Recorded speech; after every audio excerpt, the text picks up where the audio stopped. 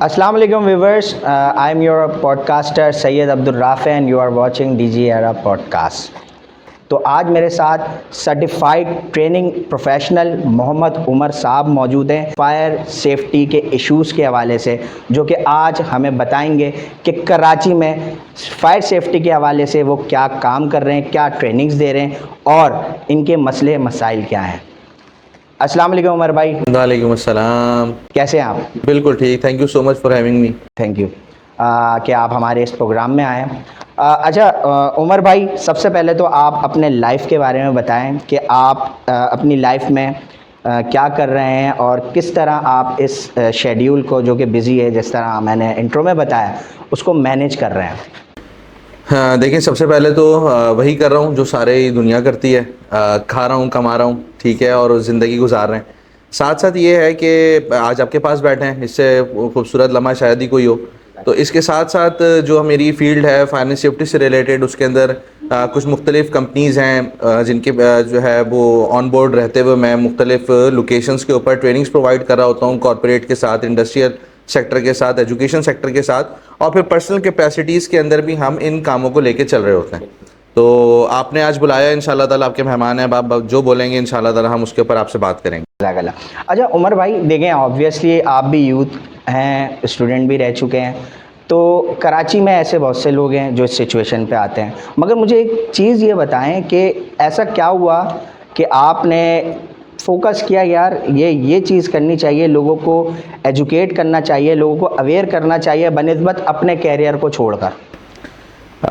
सवाल आपका बहुत अच्छा है और लाजमी सी बात है, किसी भी काम करने के लिए एक इंटेंशन होती है, बंदा उससे कनेक्ट होता है, और लाजमी सी बात है, दुनिया के अंदर एक कानून है, एक उसूल है, ज़ाब्ता है कि उसके अंदर पैसे भी आ रहे होते हैं और आपके साथ जो एक वो जो सर्किल होता है ना आपका अजर का, तो वो भी साथ साथ चल रहा होता है, वो उसकी घड़ी की टिक टिक टिक टिक साथ चलती है। तो खैर जब हम बात करते हैं तो मैं अपनी फ़ील्ड को हमेशा रिलेट करता हूँ, जो फायर एंड सेफ्टी की फ़ील्ड है, ये जस्ट एक प्रोफेशन नहीं है, बल्कि ये इसको मैं हमेशा रिलेट करता हूँ कि ये एक इतनी बड़ी इबादत है और इतना बड़ा काम है कि जब आप इसको लोगों में लेके जाते हैं, जब आप इसका वॉल्यूम बढ़ाते हैं, तो आप बहुत बड़े एक रेस्क्यूअर होते हैं। अच्छा, अब जब हम बात करते हैं फायर एंड सेफ्टी, तो सेफ्टी को अगर हम डिफाइन करना शुरू करें ना, तो सेफ्टी को आप जब ट्रांसफॉर्म करेंगे इन उर्दू, तो क्या बनेगा? सलामती, हिफाजत। और सलामती जो है ना, वो इन इंसानों की जितनी तादाद इस दुनिया के अंदर है, उसमें सलामती मुसलमानों की पहचान, ठीक है। ये एक मेरी अपनी कह लें कि इनर मोटिवेशन है जो मैं अपने लिए मेंटेन करता हूँ। और जब हम फायर की बात करते हैं, फायर सेफ्टी, तो आप देखिए कि अल्लाह ताला ने इस दुनिया में मेरे और आपके जितने लीडर्स भेजे, एक्चुअल लीडर, जिनको हम अपने नबी अंबिया बोलते हैं, रसूल बोलते हैं, नबी बोलते हैं वो सारे जो थे वो इन लोगों को, इंसानियत को आग से बचाने आए थे, ठीक है, कि जी जन्नत में जाना है, जहन्नुम में नहीं जाना। जहन्नुम में क्यों नहीं जाना? कि वहाँ पर एक आग होगी जिससे तुम्हें नुकसान होगा। पूरी इंसानियत इस पर डिपेंड करती है, पूरा अल्लाह ताला का कानून इस पर डिपेंड करता है, चाहे वो आदम से लेकर अल्लाह के नबी अलैहिस्सलाम तक, सारे नबी लोगों को इसी चीज़ पर डाइवर्ट करते हुए चले आए। अब ये हमारी फील्ड है, ये हमारा प्रोफेशन है। अनफॉर्चून के ये हमारी सोसाइटी में उस तरह से हाईलाइटेड प्रोफेशन नहीं है जिस तरह से आपकी दीगर प्रोफेशंस हैं, सॉर्ट ऑफ इंजीनियरिंग, मेडिकल और XYZ। तो लेकिन उसके अंदर ये जो हमारा कह लें कि प्लेटफॉर्म है, ये बड़ा बेसिक है, हर जगह की ज़रूरत है, हर बंदा इससे कनेक्टेड है। वो कहते हैं कि ये आग ही है जो आपकी सबसे बेहतरीन दोस्त है और सबसे बेहतरीन दुश्मन है, इसके बगैर आप कुछ कर नहीं सकते, कुछ है नहीं, और अगर ये हो जाए तो फिर ये कुछ छोड़ती नहीं है। तो ये वाली एक फील्ड है और इसको हम लेके जो है ना आगे चल रहे हैं। उमर भाई, मुझे ये बताएं कि आपको क्या लगता है कि इस चीज़ के हवाले से हमारे जो यूथ हैं वो क्या किरदार अदा कर सकते हैं अगर वो इस चीज़ पे आगे बढ़ें? देखिए, अल्लाह ताला ने ना मैं कहता हूँ इंसान, आप अगर मेरे सामने ये लैपटॉप मौजूद है या कोई भी गैजेट मौजूद है, तो उसके साथ उसकी एक मैनुअल आती है कि यार ये गैजेट ये चीज़ें परफॉर्म कर सकता है, ये इसकी कैपेसिटी है, ये इसका हीट रेट है, और ये इसकी इतनी बैटरी लाइफ है, इतने इसके वर्किंग आवर्स हैं। तो अल्लाह ताला ने जो इंसान बनाया है ना, देखिए हम अपने, अब यहाँ पर शायद राफ़ी साहब आपको ये लग रहा हो कि हम कोई एक मजहबी शो रिकॉर्ड करें, ऐसा नहीं है। क्योंकि इंसान है ना, तो इंसान होने का तकाजा ही यही है कि अशरफुल मखलूकात बंदा हो और उस वो चीज़ों पर सोचो फिक्र करने वाला हो। तो उसके अंदर ये है कि जो मेरा मैनुअल है ना, जिसको हम कुरान बोलते हैं, तो उस कुरान के अंदर अल्लाह रब्बुल इज़्ज़त ने एक जगह पर बहुत खूबसूरती के साथ इरशाद फरमाया और हमें उसके लिए पाबंद किया, जिसमें अल्लाह ताला फरमाते हैं औज़ु बिल्लाहि मिनश शैतानिर रजीम, या अय्युहल्लज़ीना आमनू, ए वो लोगो जो ईमान लाए हो, कू अनफुसकुम व अहलिकुम नारा, ए वो लोगो जो ईमान लाए हो, अपने आप को और अपने अहलो याल को जहन्नुम की आग से बचाओ। ठीक है, वक़ूदुहा अन्नासु वल हिजारा, जिसका ईंधन कौन है? इंसान है और पत्थर है। ये अल्लाह ताला ने मौजू बयान किया है। अब अल्लाह के नबी सल्लल्लाहु अलैहि वसल्लम अपने गैदरिंग में बैठे थे सहाबा के साथ, तो वहाँ पर एक ज़ोरदार आवाज़ आई, आपने सुनी, तो सहाबा ने पूछा रसूलल्लाह व्हाट इज़ दिस, क्या है ये? तो अल्लाह के रसूल ने बयान किया कि मैं, अल्लाह ताला कमी बेशी माफ़ फरमाए, कि 70 साल पहले एक पत्थर फेंका गया था जहन्नुम में, जो अब जाके उसकी तह में लगा है। इतना बड़ा डिज़ास्टर, यानी इतनी गहरी जहन्नुम, ये एक चीज़। और उसके बाद फिर अल्लाह के नबी सल्लल्लाहु अलैहि वसल्लम की एक और हदीस से इस बात का हमें पॉइंट मिलता है कि दुनिया की जो आग है वो आखिरत की आग का 70वां हिस्सा है। यानी 70 टाइम्स आप इसको मल्टीप्लाई करें ना, करें दुनिया की ज़बरदस्त आग को, जो किसके लिए लगाई गई थी? इब्राहिम अलैहिस्सलाम के लिए, उसको मल्टीप्लाई करें 70 बार से, तो शायद जहन्नुम की आग हम तसव्वुर भी ना कर सकें।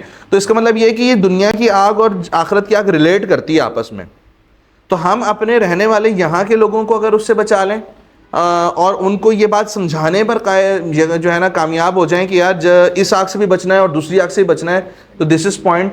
और इसके अंदर जो आपने बात की कि नौजवान, तो मैं आपसे इस पर बात ये करूँगा कि किसी भी कम्युनिटी का जो स्टेटस होता है ना, तो उसके अंदर वो लोग जो यूथ होते हैं, मैं हूँ, आप हैं, तो हमारे में वो कैपेसिटी रेदर देन अदर्स ज़्यादा है कि हम कोई भी काम उतनी पोटेंशियल से कर सकें। तो इसलिए यह है कि ये हमारी जिम्मेदारी ज़्यादा बनती है। पाकिस्तान इज़ फॉर्चुनेट कि इसके अंदर मोर देन 60% 65% जो पॉपुलेशन है वो यूथ है। ठीक है, आप देख लें कि कोई भी हमारा सोशल इवेंट हो, उसके अंदर नौजवानों की बहुत बड़ी जो है ना एक वो होती है, फॉलोशिप होती है, लोग ज़बरदस्त जाते हैं। और वेरी फॉर्चून कि इस दफ़ा हमारे मुल्क के अंदर मतलब अफसोस के साथ जो हुआ इलेक्शन के अंदर, लेकिन हमारे पास 2 करोड़ नया यूथ नौजवान वोटर आया। इसका मतलब ये है कि हमारा ग्राफ बढ़ रहा है दुनिया के अंदर। तो उसमें यह है कि हम इस काम को बहुत अच्छे से कर सकते हैं। कैसे कर सकते हैं, क्या कर सकते हैं? और उसके अंदर आप अपने आप को ट्रेन कर सकते हैं। ट्रेन करने के बाद आप अपने जो सर्किल है, आपका फ्रेंड सर्किल है, FNF family and friend circle है, उसको जो है आप अपने ट्रेन कर सकते हैं। और जब आप एक शख्स से दूसरा शख्स, एक बंदे से दूसरा बंदा जब आप ट्रेन करते चले जाएंगे, तो माशरा तो लोगों से बनता है, सोसाइटी लोगों से बनती है। तो वो ऑटोमेटिक हमारे हर स्टेशन पे वो ट्रेन लोग मौजूद होंगे कि वो किसी भी इंसिडेंट को कैटर कर सकते हैं और उसको ओवरकम कर सकते हैं। अच्छा, अब फायर सेफ्टी के हवाले से आ जाते हैं हम लोग। आप ये बताएं, आप लोग किस तरह की ये फायर सेफ्टी की ट्रेनिंग्स दे रहे हैं? देखें, मैं आपको बताता हूँ, ये बात आज शुरू नहीं हुई।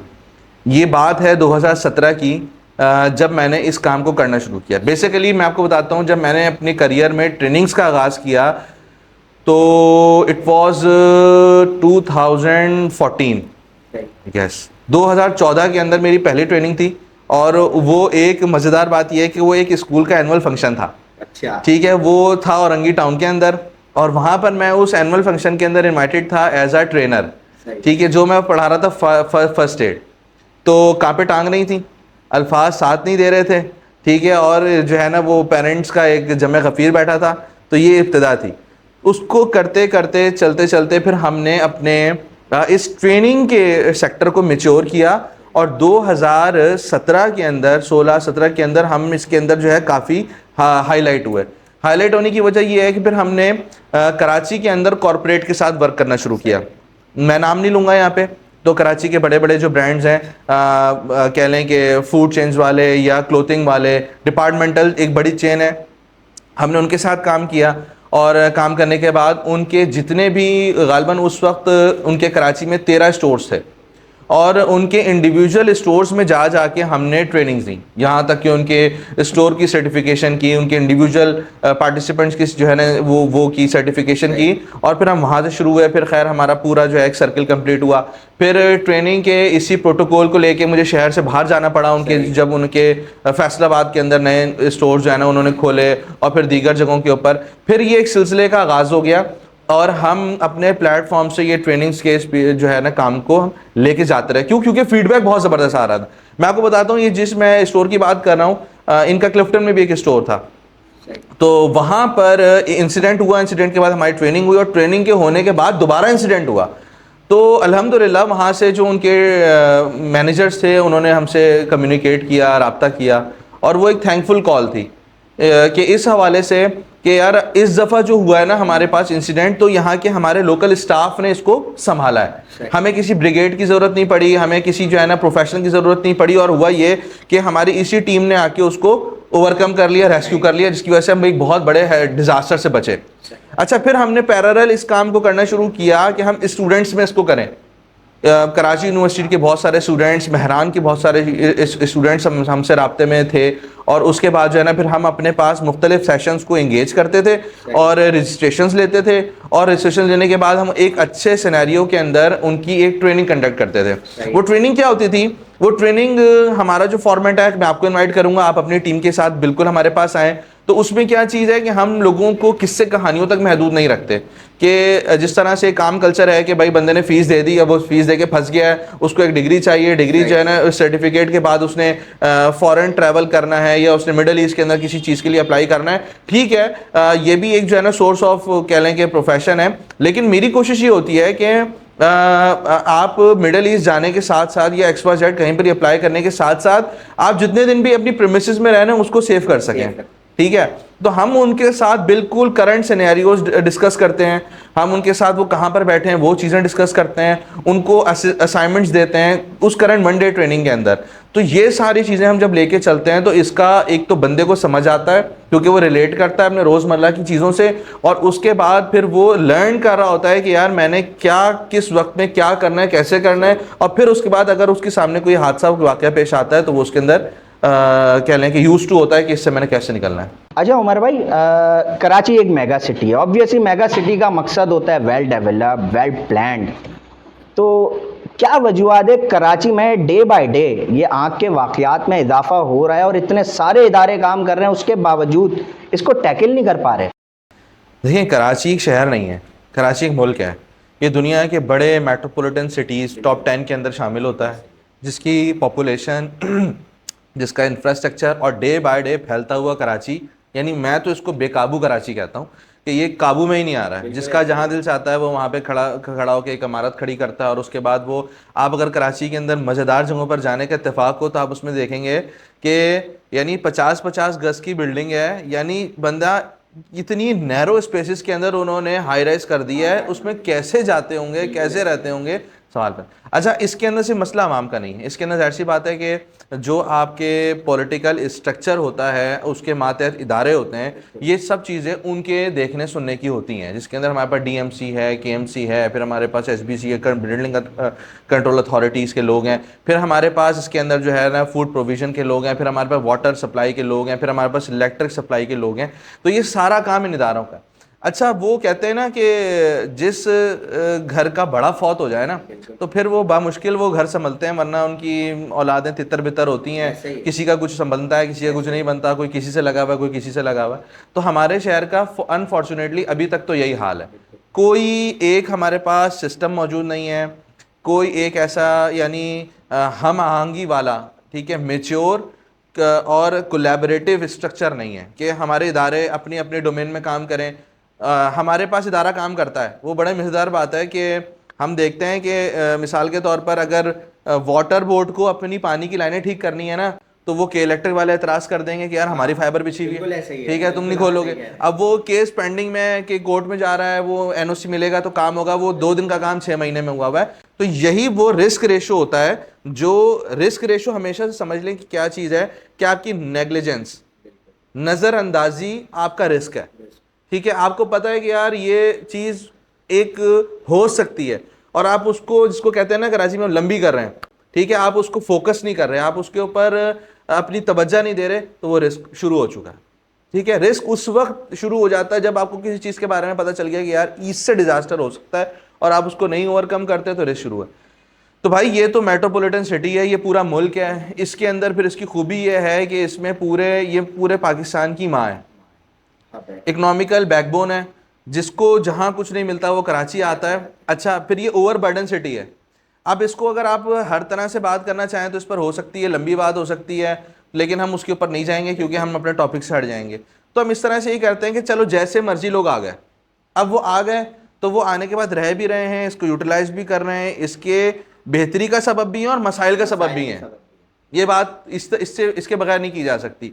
अगर बेहतरी का सबब है और उनको इससे फ़ायदा है तो मसाइल का भी सबब है, और उसकी वजह से ये है कि आपकी सेफ्टी हैजर्ड्स बढ़ते चले जाते हैं।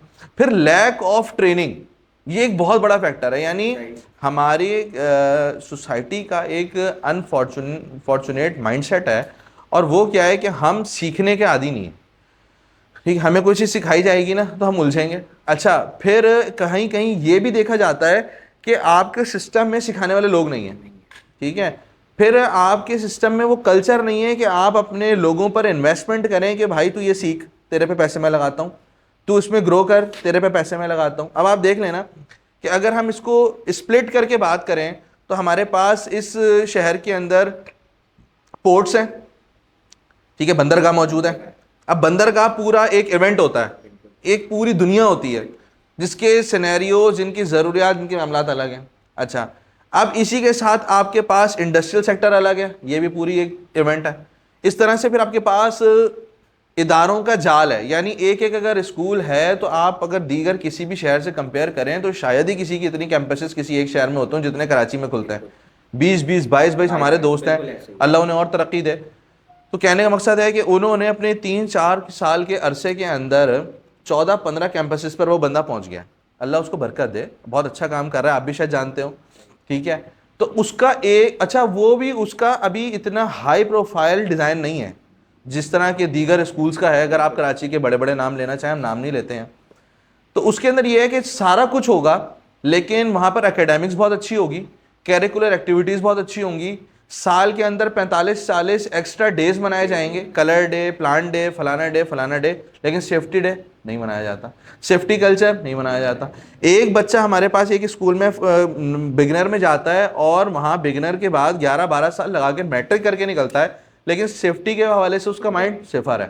ठीक है, अब ये सेफ्टी का माइंड जो है ना, देखें बात फिर हमें वहीं से चलानी पड़ेगी कि ये एक ऐसी चीज़ है कि जो आप डंडे से नहीं करा सकते। यानी मैं नहीं कह सकता राफिज साहब ये करना ही करना है। उसकी वजह ये है कि ये एक मोरल वैल्यूज़ का हिस्सा है। कैसे? जब आप कुरान पढ़ते हैं ना तो उसमें सूरह मायदा में अल्लाह रब्बुल इज़्ज़त फरमाते हैं, ममन अहयहा फकअन्नमा अहयन्नास जमीआ, कि जिसने एक इंसानियत की जान बचाई गोया उसने तमाम इंसानियत की जान बचाई। तो ये हमारी एक मोरल वैल्यू का हिस्सा है। बात के दौरान मैं ये भी क्लियर करूँ, ऐसा नहीं है कि हम कहें कि यार सारे लोग ही खराब हैं या सारे लोग ही इस तरह से नहीं सोचते। ये इस मुल्क में इतनी खैर है, शहर में इतने लोग हैं, तभी ये हम चल रहे हैं, मरना तो हम एक दिन लगाएं और ख़त्म हो जाए। अब सूरत हाल ये है कि हमें बात ये है, समझ आती है कि हमें इस काम के वॉल्यूम को बढ़ाना पड़ेगा कि ताकि अगर उमर ट्रेन है तो उसकी ट्रेनिंग से अगला बंदा ट्रेन हो, उसकी ट्रेनिंग से अगला बंदा ट्रेन हो, और हमारा ये कल्चर बढ़ता चला जाए। हमें इस वक्त चैलेंज ये है कि हम अपनी सोसाइटी के अंदर सेफ्टी कल्चर इंट्रोड्यूस करवाना चाहते हैं।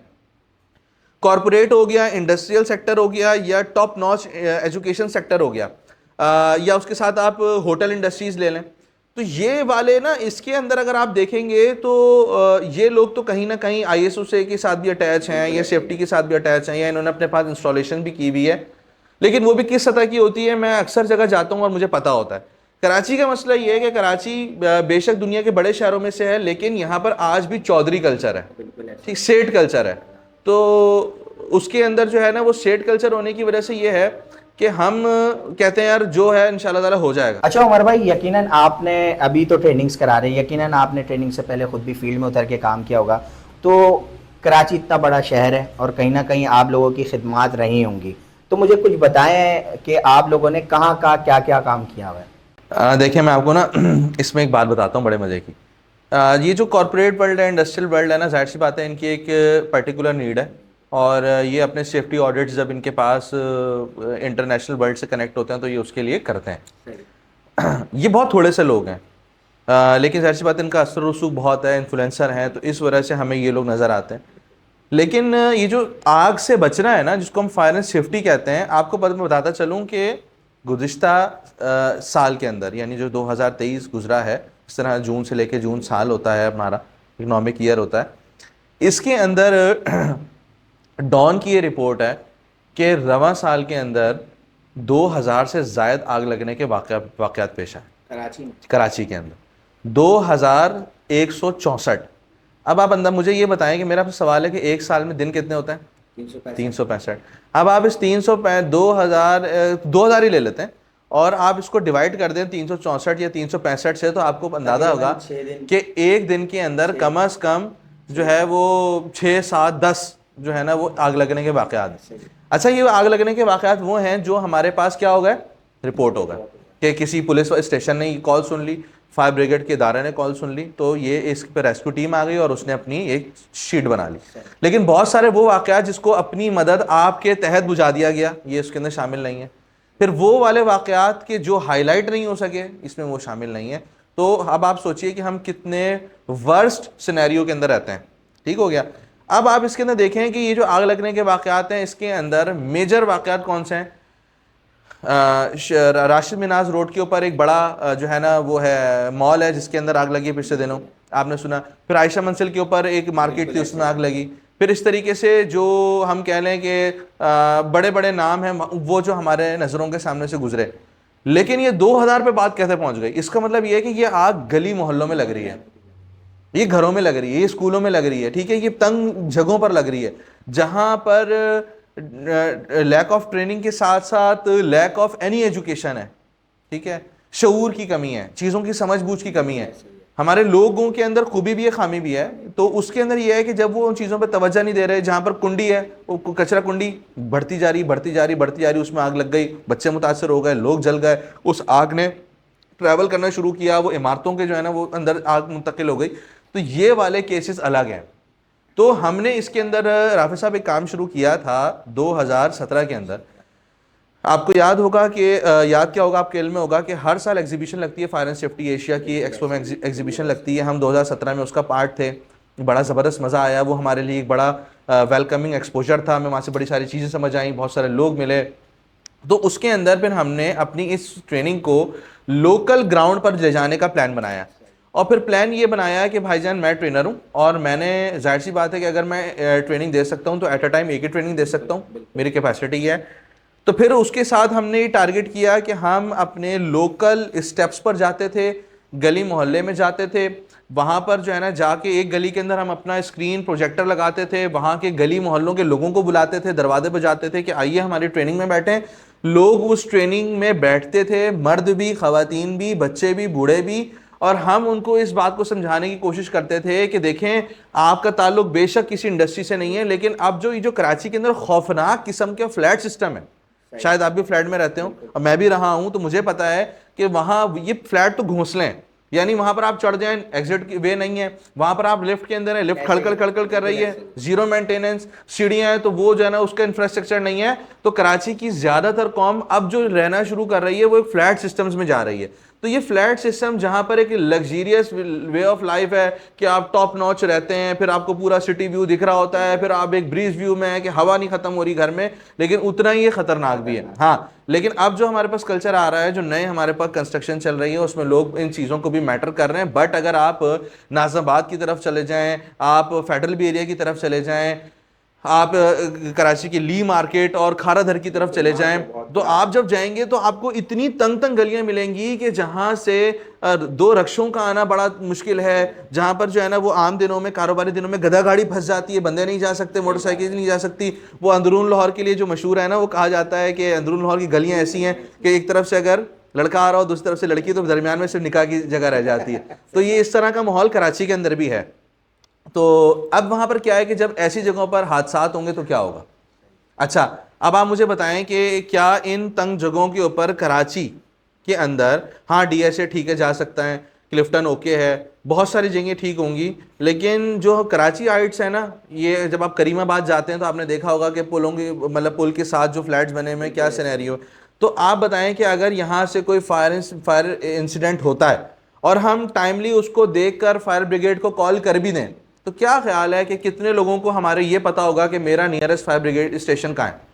0%। नहीं, हम इसको इस तरह कर लेते हैं कि बहुत थोड़ा रेशो होगा ना, ठीक है। अब मैं ये कहता हूँ कि जी मैं उस घर में रहता हूँ, मैं अपने घर से बाहर नौकरी करने निकला हूँ, उस घर के अंदर मेरी जो है ना वालदा मौजूद है, मेरी बेगम मौजूद है, मेरी बहन मौजूद है, और हम अनसोशल यानी सोशलाइज ही नहीं है, हम अनसोशल लोग हैं, ठीक है। और उसके बाद हमें पता ही नहीं है कि यार किस बारे में क्या करना है। हमने बचपन से एक थ्योरी ये समझी है कि पानी को किससे बुझाया जाता है, तो आग को किससे बुझाया जाता है, पानी से, ठीक है। देखिए मैंने भी उल्टा बोल दिया। अब इसके अंदर जब हमें यही फॉर्मूला पता है, तो अब अगर आग अगर बिजली की किसी वजह से लग जाती है शॉर्ट सर्किट पे, तो फिर आप उसको क्या उसमें भी पानी डालेंगे, नहीं डालेंगे। ये वो ऑप्शन है। हमने टारगेट किया अपने वो लोकल लोग, वो ग्राउंड रियलिटी जहां पर ये इश्यूज होते हैं मेजर, और हमने उनको जाके टारगेट किया। हमने फ्लैट सिस्टम्स के अंदर गए, हमने उनकी चार दीवारी यूनियन से बात की, हम गली मोहल्लों के अंदर गए, हमने वहां पर लोगों से बात की, और हमने फिर एक ट्रेनिंग से काम का आगाज करके फिर हमने कराची में ये डिजाइन बनाया कि एट अ टाइम हम 7 जगह पर ट्रेनिंग्स प्रोवाइड कर रहे थे, मैं और मेरी टीम, ठीक है। फिर हमारे पास हमने इसको नेक्स्ट लेवल में कन्वर्ट ये किया कि हमने एक ऐसी टीम बनाई कि जो मेरे पास वॉलंटियर्स की ऐड होना शुरू हुई, और आज भी हैं वो जो अपने अपने काम को जो है ना कर रहे हैं बहुत बखूबी। तो उसमें ये था कि हमने जो है वो ग्रेडिंग कर दी। मेरे पास जो है ना, मैंने कोशिश की मेरे पास जो है ना 30 लोगों की टीम होनी चाहिए कि मैं उनको मुख्तलिफ डायमेंशंस के अंदर भेज दूं। तो उसमें ये हुआ कि हमने उनकी ग्रेडिंग की कि यार ये बंदा A+ कैटेगरी का है, इससे ये इस कैलिबर की ट्रेनिंग करानी है, ये A कैटेगरी का, ये इस कैलिबर की करेगा, ये B है, ये C है। तो फिर हमने C वाले को B में शिफ्ट करना है, B वाले को C में करना है, और फिर C वाले को A के अंदर करना है, ताकि हमारा ये सस्टेन काम चलता रहे। तो उसके अंदर हमें बड़ा फायदा हुआ, हमारे पास बहुत सारे लोग इंगेज हुए, बहुत सारे हमारे साथ इदारे मिले, बहुत सारी NGOs के साथ काम करने का मौका मिला, और फिर वो कुछ मसरूफियत की बिना पर होल्ड हो गया, ठीक है। तो इंशाल्लाह हम इसको दोबारा शुरू करने जाएंगे। अच्छा, ये करेंगे। अब मजेदार बात ये है कि ये हमारा है पैटर्न ऑफ वर्किंग, जो आपका सवाल था कि कैसे करते हैं। अगली चीज ये कि मैंने आपको जरूरत भी इसके साथ बता दी कि कराची के अंदर इस वक्त 30 फायर ब्रिगेड स्टेशन है। मैं हो सकता है कम बता रहा हूं, तो मैं इसको एक्सेलरेट करके मैं 50 पर ले जाता हूं, ताकि ह्यूमन एरर खत्म हो जाए और किसी को मुझसे शिकवा खत्म हो जाए।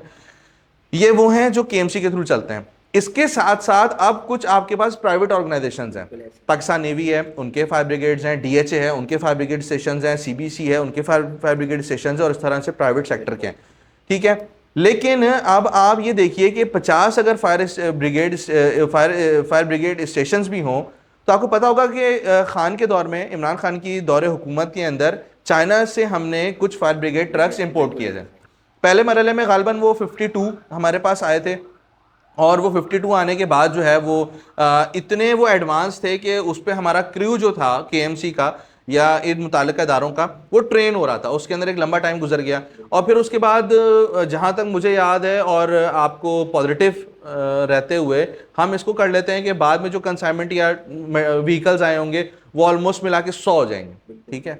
लेकिन अब वो व्हीकल एडवांस भी हैं, उनकी कैपेसिटी भी अच्छी है, उनकी मोबिलाइजेशन भी अच्छी है, तो अब हमारा स्टाफ उस पर ट्रेन हो रहा है। लेकिन एक सवाल अब आपसे, क्या मैं और आप रोज़ इस शहर में घूमते हैं, हमें नज़र कितने आते हैं, नहीं आते, ठीक है। बहुत शादो नादिर नज़र आते हैं। उसकी एक वजह यह है कि हम एक, मैंने आपसे कहा ना, हम एक वर्स कंडीशन में इस तरह से रहते हैं कि हम इस शहर के ऊपर बोझ हैं, और जिसकी वजह से ये शहर हमें कुछ भी नहीं दे पा रहा। यानी अब आप देखें ना, फायर स्टेशन अगर मौजूद हैं तो उनकी एक अनफॉर्चुनेट रियलिटी ये है कि वहाँ पर वाटर बोर्ड की जानिब से कनेक्शन नहीं है। क्यों? क्योंकि जो है ना वो फायर ब्रिगेड या इदारा इतना अहल नहीं था कि उसने वो उसके बिल भरता और उन्होंने कनेक्शन काट दिया, ठीक है। अब आप फ़ोन कॉल करते हैं तो फ़ोन कॉल कोई उठाता नहीं है, क्योंकि वहाँ पर बैठा हुआ रिसेप्शन में बंदा, उसका वो मेंटल लेवल नहीं है, वो सेट कल्चर के अंदर रह रहा है, वो चिल कर रहा है, वो इन्जॉय कर रहा है, कहता है यार बजने दे रोज़ की कहानी। अच्छा, फिर फोन, कहीं पर फोन ही नहीं मौजूद, तो कॉल कोई करता रहेगा तो कैसे जो है ना उसको इन्फॉर्मेशन होगी। क्यों? क्योंकि वहाँ पर जो है ना जो टेलीकॉम इदारे हैं उन्होंने अपना कनेक्शन काट दिया कि भाई इन्होंने हमारे पैसे नहीं भरे इसलिए इनका कनेक्शन काट दो। तो हम इस वर्स कंडीशन के अंदर सर्वाइव कर रहे हैं। अब हम लोगों को क्या ट्रेन कर रहे होते हैं कि भाई आप ट्रक का इंतजार मत करें। आसान लफ्जों में आपको समझाता हूं, आप फायर ब्रिगेड के किसी ट्रक का इंतजार ना करें, आप अपने घर में एक ऐसी चीज कोई ले आए जिसको आप फायर एक्सटिंग्विशर कहते हैं, कि छोटी सी आग को आप वहीं पर ही खत्म कर दें। यानी आग आपकी दुश्मन है, आप इस दुश्मन को इसके इनिशियल स्टेज में खत्म कर देंगे तो ये बड़ी नहीं होगी, और जब ये बड़ी नहीं होगी तो इसका डिजास्टर बड़ा नहीं होगा, और जब डिजास्टर बड़ा नहीं होगा तो आपको इतने बड़े रेस्क्यू टीम की जरूरत नहीं पड़ेगी। लेकिन आपने शायद, मैं भूल रहा हूं, भावल नगर या भावलपुर का वाकया, वो जो आपने देखा था कि मोटरवे के ऊपर जो ऑयल टैंकर ब्लास्ट हुआ था, जिसके नतीजे में सैकड़ों लोग जो थे वो लुकमा अजल बन गए थे, ठीक है। और उसकी केस स्टडी में क्या आया कि एक बंदा था जिसकी गलती थी, सारे जो है ना वो टैंकर उल्टा, टैंकर उलटने के बाद लोग जो है वो पेट्रोल भर रहे थे अपने गैलन्स में। एक बंदा जो है ना वो चलता हुआ आया, उसने सिगरेट जो है ना सुलगी भी थी, उसने ऐसे करके फेंकी, आग लगी, ब्लास्ट हुआ और कितनी जानों का नुकसान हो गया। तो ये वो वाली नेग्लिजेंस है जिसके अंदर क्योंकि देखें ना आज की तारीख तक हम इस बारे में श्योर नहीं है कि हम कितनी जल्दी ग्रूम करेंगे, ठीक है। अभी तक तो हम अपने पॉलिटिकल इनस्टेबिलिटी से बाहर नहीं निकल रहे, ठीक है। ये तो बहुत आगे की बात हमें और आप बैठ के कर रहे हैं, या जो आज आपने टॉपिक का सिलेक्शन किया है कि फायर सेफ्टी, क्योंकि ये तो बहुत जाके डीप जाके स्टडी असेसमेंट करने वाला काम है। हम तो अभी अपने मेजर से ही नहीं बाहर आ रहे ना, तो हमें नहीं पता कि यार ये डिज़ाइन, ये स्ट्रक्चर कब सही होगा। तो इसलिए बेहतर यह है कि मैं और आप अपनी सतह के ऊपर सेफ्टी का ख्याल करें, अपने लोगों को जो है ना ट्रेन करें, अपने घर वालों को ट्रेन करें, और जब अपने सराउंडिंग को हम ट्रेन करेंगे तो मैं और आप अगर अवेलेबल ना हुए तो वो आप हमारे पीछे कर सब कुछ कर सकते हैं। अब एक फायर एक्सटिंग्विशर अगर आपके घर में मौजूद है, एक फायर ब्लैंकेट आपके घर में मौजूद है, एक अलार्म आपके घर में मौजूद है, ठीक है। तो आप अगर हम कह लें कि कई मंजिला घर में रहते हैं, 2 3 4 जो हमारे यहाँ कल्चर है, तो उसके अंदर ये है कि अगर अलार्म सिस्टम है तो ऊपर कोई हादसा होता है तो आप अलार्म देके नीचे वालों को भी इन्वॉल्व कर सकते हैं। नीचे कोई इशू है तो आप ऊपर वालों को भी इन्फॉर्म कर सकते हैं। लेकिन अगर आपके पास ये छोटी मोटी चीज़ें नहीं है, यानी हम अगर बाहर आउटिंग पे जाते हैं तो मैं और आप अपनी फैमिली की डिनर्स कितने कितने के कर लेते हैं। 10,000 का बिल बनना आजकल मुश्किल नहीं है, 15 थोड़ी सी बड़ी फैमिली 15-20 हज़ार, और आप जिस जगह पर बैठे हैं तो वो हज़ारों में बात जाती है। लेकिन ये सेफ्टी मेजर्स का इख्तियार करना चंद हज़ारों का काम है, और ये है भी वन टाइम, आप इसको अपने पास लगा सकते हैं। और ये ट्रेनिंग्स और ये माइंडसेट हम देने की लोगों को नीचे कोशिश करते हैं कि भाई आप इस पर आओ, आप अपनी सतह पर रह के लोगों को सेव कर सकते हैं। और इसके पीछे आइडियोलॉजी जो हमने शुरू में बात की वो क्या है, वमन अहिया फकन्नमा हिया नासा जमिया, जिसने एक इंसान की जान बचाई गोया उसने तमाम इंसानियत की जान बचाई। और इसको मद्देनजर रखते हुए यहाँ पर अल्लाह रब्बुल इज़्ज़त ने किसी जो है वो चीज़ को कैद नहीं किया, मसलक को कैद नहीं किया, फ़िरक़े को कैद नहीं किया, हिंदू मुसलमान को कैद नहीं किया, सिख ईसाई को कैद नहीं किया, यहूदी को कैद नहीं किया। ये इंसानों से वाबस्ता चीज़ें हैं, और जो इंसान माशरे के लिए फ़ायदेमंद है, हर बंदे की अपनी मोटिवेशन है। और मैं इसको हमेशा रिकॉल करता हूँ, लेकिन उसमें फरमाया कि वो शख्स जो लोगों के लिए फ़ायदेमंद है वो अच्छा है, ठीक है। तो आप जब इसके लिए काम करते हैं तो इसका डायरेक्ट रिलेशन लोगों के साथ है। आप किसी की जान बचा सकते हैं, आप किसी को फर्स्ट एड सिखा सकते हैं, आप किसी को फायर एंड सेफ्टी सिखा सकते हैं, आप किसी को बर्न मैनेजमेंट सिखा सकते हैं, आप इसको पेशेंट शिफ्टिंग सिखा सकते हैं, आप डेड बॉडी मैनेजमेंट सिखा सकते हैं। तो ये छोटी छोटी चीज़ों को कैरी करने से आपकी सोसाइटी अनसेफ से सेफ होना शुरू हो जाती है और लोगों की कैपेसिटी बढ़ना शुरू हो जाती है। अच्छा उमर भाई, आपने अपनी बात में एक बात करी कि बिजली में आग लग जाती है और पानी फेंक देते हैं। अच्छा, इस हवाले से मेरे पास एक सवाल ये आया है कि क्या आग की भी कोई किस्में होती हैं? हम इसको अपनी फील्ड के अंदर जिस तरह से कैटेगराइज करते हैं ना, हम इसको बेसिक 4 कैटेगरीज बनाते हैं, class A B C and D, ठीक है। ए क्लास की कैटेगरी वो होती है जो नॉर्मल कंबस्टेबल मटेरियल्स हैं, यानी मैं आपके अगर इस स्टूडियो के अंदर बैठा हूँ तो यहाँ पर कोई केमिकल्स का कोई काम नहीं है, ठीक है। यहाँ पर जो है वो आपके कोई ऐसे एनर्जी डेवलपमेंट काम नहीं हो रहा। अच्छा, एक कैटेगरी नॉर्मल कंबस्टेबल मटेरियल्स हैं जो मेरे और आपकी ज़िंदगी में रोज़मर्रा से ताल्लुक़ रखते हैं, कपड़े, जूते, कागज़, पेंसिल, रबर, शॉर्पनर, ये सब चीज़ें। आप अगर आप बी पे चले जाते हैं, ये देखिए मैं अब आप हम बात कर रहे हैं, शुरू से मैंने और आपने ABC क्या पढ़ा है, ABC ये पढ़ा A for apple, B for ball, ठीक है, C for cat, D for dog. लेकिन अगर हम अपने लोगों को ABC भी पढ़ाते हैं, यानी कि हम जहाँ जाके ना कहते हैं भाई तुमने जो ABCD पढ़ी है ना, ठीक है, उसका फ़ायदा है, लेकिन जो हम ABC पढ़ाने आए ना ये पढ़ो, ठीक है। अब उसके अंदर क्या है कि ए के अंदर नॉर्मल कंबस्टेबल मटेरियल्स हैं जो एक आम तौर पे चीज़ें होती हैं, गत्ता है, कागज़ है, लकड़ी वकड़ी, तो इसको पानी से डालेंगे बुझ जाएगी।